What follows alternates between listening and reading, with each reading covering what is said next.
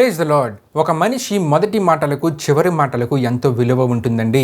మొదటి మాటలు అంటే పిల్లలు పుట్టిన తర్వాత వారు మాట్లాడే మొదటి మాటలు విని మనం ఎంతో సంతోషపడిపోతూ ఉంటాం. అదే రీతిగా ఒక వ్యక్తి మరణ పడకపై ఉన్నప్పుడు అతనిని ప్రేమించిన వారందరూ, మరి ప్రాముఖ్యంగా అతని పిల్లలందరూ అతను ఏమి మాట్లాడుతారని చెప్పి ఎంతో ఎదురు చూస్తూ ఆ మాటలకు కూడా ఎంతో విలువనిస్తారు. ఆ రీతిగానే యేసుక్రీస్తు వారు ఎన్ని మాటలు చెప్పినా సరే చివరి క్షణంలో శిలువపై ఆయన పలికిన 7 మాటలే ఎంతో ప్రాముఖ్యమైనవి.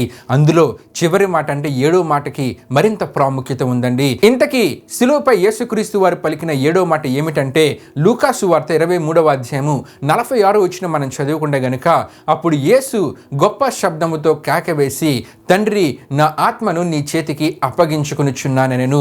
ఆయన ఈలాగు చెప్పి ప్రాణము విడిచెను అని మనము చూస్తూ ఉంటాం. దేవునికి స్తోత్రం. హల్లెలూయా, హల్లెలూయా. ప్రియమైన దేవుని బిడ్డలారా, యెషయా గ్రంథము 50వ అధ్యాయము 6వ వచనంలో ఉన్న ప్రవచన రీతిగా యేసుక్రీస్తు వారు తన వీపును కుట్టువారి చేతికి అప్పగించారండి. అంతేకాకుండా తన యొక్క చెంపలు వెంట్రుకలను పిరికి వారి చేతికి అప్పగించారు.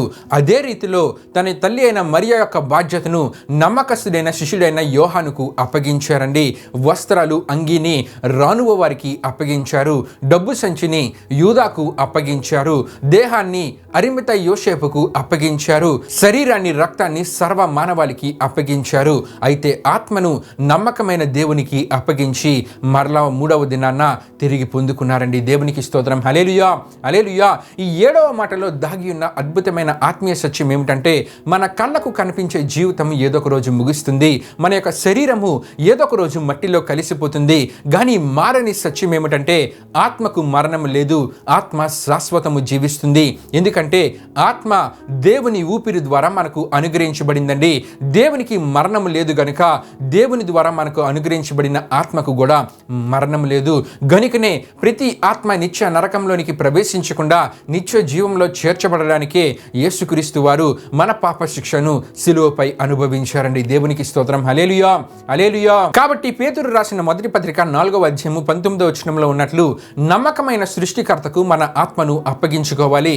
ఎందుకంటే ఈ లోకంలో ఉన్న వాటిని మనం ఎంత పట్టుకున్నా సరే ఏదో ఒక రోజు వాటిని వదిలిపోవాల్సిందే. కానీ ప్రియమైన దేవుని బిడ్డలారా, దేవునికి అప్పగించిన జీవితము ఎన్నటికీ నష్టపోదండి.